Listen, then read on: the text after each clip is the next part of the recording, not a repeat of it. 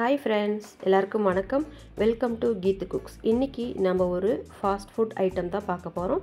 ரொம்ப ஹைஜீனா வீட்லயே செய்யறதுனால இத ஃபாஸ்ட் ஃபுட்னு சொல்லலாம், சேஃப்டி ஃபுட்னு சொல்லலாம். என்னோட சேனலை ஃபர்ஸ்ட் டைம் பார்க்குறீங்கன்னா கண்டிப்பா லைக் பண்ணிக்கோங்க. வீடியோ ஃபுல்லா பாருங்க. வீடியோ பிடிச்சிருந்தா என்னோட சேனலை சப்ஸ்கிரைப் பண்ணி வச்சுக்கோங்க.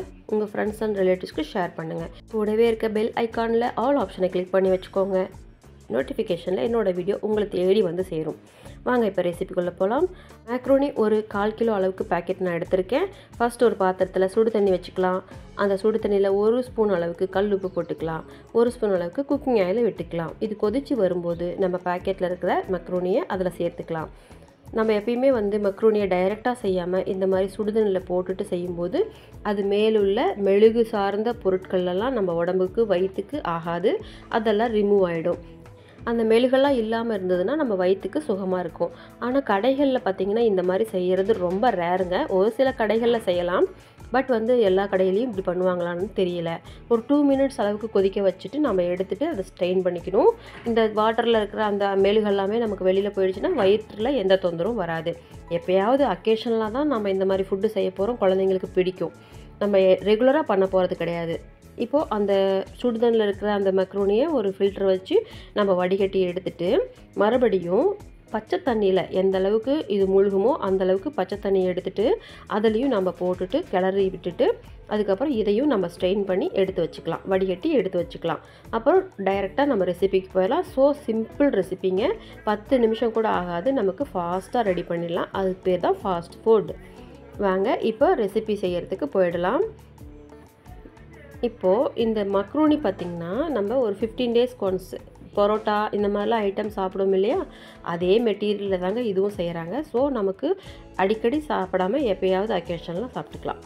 ஒரு பாத்திரத்தில் 4 ஸ்பூன் அளவுக்கு குக்கிங் ஆயில் விட்டுக்கலாம். 2 பெரிய வெங்காயம் குட்டி குட்டியாக சாப் பண்ணி அதையும் சேர்த்துக்கலாம். இது நல்லா நம்ம வதக்கி விட்டுக்கலாம். நம்ம மீடியம் ஃப்ளேம்லேயே வச்சு வதக்கி விட்டுக்கலாம். அப்போ தான் நமக்கு ஆல்ரெடி வெந்து எடுத்து வச்சுருக்கிற இந்த மக்ரோனி டோட்டலாக தீயாமல் நமக்கு டேஸ்டியாகவும் கிடைக்கும். எப்பயுமே எல்லா சமையலுமே மீடியம் ஃப்ளேம்லேயோ அல்லது லோ ஃப்ளேம்லேயோ செஞ்சு பாருங்கள். கொஞ்சம் டைம் கூடுதலாக எடுத்துக்கிட்டால் கூட டேஸ்ட் ரொம்ப சூப்பராக இருக்கும். இப்போது இந்த வதங்கி வந்துட்டுருக்க வெங்காயத்தோட 1/2 கப் அளவு டொமேட்டோ பேஸ்ட், அதாவது தக்காளி அரைச்சி அதை சேர்த்துக்கலாம். ஒரு பெரிய தக்காளி அரைச்சிங்கன்னா 1/2 கப் அளவு வரும். அது இந்த மக்ரூனிக்கு 1/4 கிலோ மக்ரூனிக்கு கரெக்டாக இருக்கும். இப்போ இதையும் சேர்த்து நல்லா பச்சை வாசனை போகிற அளவுக்கு வதக்கி விட்டுட்டு கூடவே 2 டீஸ்பூன் அளவுக்கு வெறும் மிளகாத்தூள் சேர்த்துக்கலாம். இந்த மக்ரூனிக்கு தேவையான அளவு உப்பு சேர்த்துக்கலாம். ஆல்ரெடி நம்ம வடிகட்டுற அந்த தண்ணியில் ஒரு ஸ்பூன் கல்லுப்பு சேர்த்துருக்கோம், பட் அது வடிகட்டி போயிருக்கும், லைட்டாக தான் அப்ளை ஆகிருக்கும். இப்போ போடுற உப்பு டோட்டலாக ரெசிபிக்கு சரியாக இருக்கும். பத்தலைன்னா நம்ம மறுபடியும் சேர்த்துக்கலாம். இப்போ இது போதுமானது. 1 ஸ்பூன் அளவுக்கு இஞ்சி பூண்டு பேஸ்ட்டும் சேர்த்துக்கலாம். நம்ம இதெல்லாம் சேர்த்து நல்லா வதக்கி பச்சை வாசனை போனதுக்கப்புறம் ஆல்ரெடி சுடுதண்ணியில் போட்டு வடிகட்டி வச்சுருந்த அந்த மக்ரோனியை ஆட் பண்ணிக்கலாம். தண்ணி இல்லாமல் ஆட் பண்ணிக்கலாம். இப்போது நம்ம இந்த கிரேவியோடு மிக்ஸ் ஆகிற மாதிரி நல்லா ஜென்டிலாக நம்ம கிளறி விட்டுக்கலாம். ஆல்ரெடி 2 நிமிஷம் வெந்ததுலேயே மேக்ரோனி பார்த்திங்கன்னா முக்கால் பதத்துக்கு வெந்திருக்கும். இப்போ நம்ம அனல் காட்டி நம்ம பெரட்டி விடும்போது ஓரளவுக்கு நல்லாவே வெந்து நம்ம சாப்பிட்ற பதத்துக்கு ரெடி ஆகிடுங்க. நல்லா மசாலாவோடு சேர்த்து ஜென்டிலாக கிண்டி விடணும். ரொம்ப அறக்க பறக்க கிண்டி விட்டோம்னா அதெல்லாம் உடைய ஆரம்பிச்சிடும். ஏன்னா ஆல்ரெடி வெந்திருக்கு, இப்போயும் வெந்துட்டு தான் இருக்குது. அதனால் ஓரளவுக்கு ஜென்டிலாக எல்லா மசாலாவும் எல்லா மக்ரூனிலையும் இருக்க மாதிரி நம்ம பெரட்டி விட்டாலே போதும். இப்போது எல்லா இடமும் படுற மாதிரி நல்லா கிளறி விட்டாச்சு. மேற்கொண்டு நம்ம டேஸ்ட் பார்த்துட்டு உப்பு பத்தலைன்னா சேர்த்துக்கலாம், காரம் பத்தலைன்னா பெப்பரை ஆட் பண்ணிக்கலாம். நான் இதெல்லாம் கரெக்டாக போட்டுட்டேன். இப்போது மல்லித்தலை தூவி நம்ம பரிமாறுறது தாங்க பாக்கி. ரொம்ப சிம்பிளாக, ரொம்ப குயிக்காக, பிகினர்ஸ் கூட அழகாக செஞ்சு முடிச்சிடலாம். டக்குன்னு நமக்கு இமீடியட்டாக பசிக்குது, இமீடியட்டாக ஏதாவது ரெசிபி செய்யலாம், ஒருத்தர் மட்டும் இருக்கோம், 2 பேர் மட்டும் இருக்கோம், சிம்பிளாக செஞ்சுக்கலாம் அப்படிங்கிற மாதிரி உங்களுக்கு ஐடியா இருந்ததுன்னா இந்த மாதிரி ரெசிப்பியை நீங்கள் ட்ரை பண்ணி பார்க்கலாம். மல்லித்தலை தூவி நல்லா பெரட்டி விட்டுட்டு நம்ம சர்வ் பண்ணிக்கலாம். ரொம்ப ஈஸியாக, ரொம்ப குயிக்காக பிகினர்ஸும் சரி பேச்சுலர்ஸும் சரி அருமையாக செஞ்சு சாப்பிடலாம். இதிலவே முட்டை ஆட் பண்ணணும்னு நினைக்கிறவங்க ஸ்டார்டிங்லேயே கிரேவி ஆட் பண்ணுறதுக்கு முன்னால் முட்டை ஆட் பண்ணிக்கலாம். அந்த மாதிரியும் செய்யலாம். முட்டை இல்லாத போது இந்த மாதிரி செஞ்சுக்கலாம். ரொம்ப குயிக்காக சூப்பராக செஞ்சாச்சு.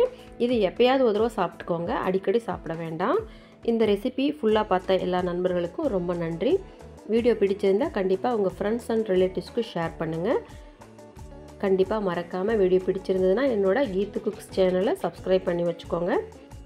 எப்பயுமே வந்து ஃபாஸ்ட் ஃபுட்டை வந்து அக்கேஷன்லாம் எடுத்துக்கிறது ரொம்ப நல்லது. அடிக்கடி சாப்பிட வேண்டாம். பரோட்டா கூட அடிக்கடி சாப்பிட வேண்டாம். ஏதோ ஒரு நாள் ஆசைக்கு சாப்பிட்றோம் அப்படின்னா அது போதும். அதுதான் ஆரோக்கியத்துக்கு நல்லது. அதுவும் இல்லாமல் 40 வயசை கடந்தவங்கலாம் இந்த மாதிரி மாவு ஐட்டம்ஸ், மைதா மாவில் செய்கிற எந்த ஐட்டம்ஸும் அதிகமாக எடுத்துக்காதீங்க. அது உடம்புக்கு ரொம்பவே கெடுதலான ஒரு விஷயம். அது எந்த மாதிரி வடிவத்தில் எடுத்துக்கிட்டாலும் அது கெடுதல் தாங்க. தவிர்க்க முடியாமல் சாப்பிட்டிங்கன்னா தண்ணி நிறையா குடிச்சிக்கோங்க. ஓகேங்க, என்னோடய வீடியோ உங்களுக்கு ரொம்ப பயனுள்ளதாகவும் பிடிச்சிருக்கும் அப்படின்னு நான் நம்புகிறேன். இந்த வீடியோ பார்த்தவங்க எனக்கு ஒரு லைக் பண்ணிக்கோங்க. புதிய நண்பர்களாக இருந்தீங்கன்னா கண்டிப்பாக சப்ஸ்கிரைப் பண்ணி வச்சுக்கோங்க. வீடியோ உங்களுக்கு பிடிச்சிருந்ததுன்னா உங்கள் ஃப்ரெண்ட்ஸ் அண்ட் ரிலேட்டிவ்ஸ்க்கு ஷேர் பண்ணுங்கள். கூடவே இருக்க பெல் ஐக்கானில் ஆல் ஆப்ஷனை கிளிக் பண்ணி வச்சுக்கோங்க. என்னோடய வீடியோ உங்களை வந்து சேரும். நான் உங்களை அடுத்த வீடியோவில் மீட் பண்ணுறேன். தேங்க்ஸ் ஃபார் வாட்சிங் திஸ் வீடியோ ஃப்ரெண்ட்ஸ்.